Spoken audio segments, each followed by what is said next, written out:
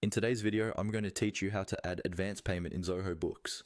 Adding advance payments properly is really important if your customers often pay before you issue an invoice, or if you collect deposits and retainers. Recording this correctly keeps your accounts accurate and makes it much easier to apply those funds to future invoices.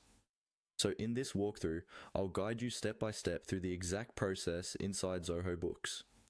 First, log into your Zoho Books account and make sure you're in the correct organization if you manage more than one. Once you're on the main dashboard, look for the menu on the left-hand side. From there, click on the Sales section.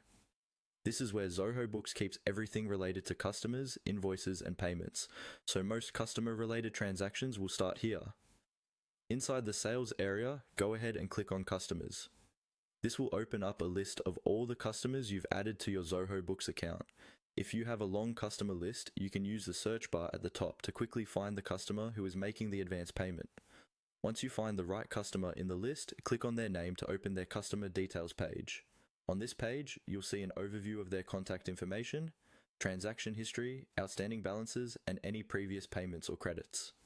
At the top or near the upper right corner of this customer page, look for the option labeled New Transaction. Click on that, and a drop-down menu will appear with different transaction types you can record for this customer. From that drop-down, select Customer Payment. This tells Zoho Books that you're entering money received from the customer. Even though you may not yet have an invoice to apply it to, this is still the correct option to use for an advance payment.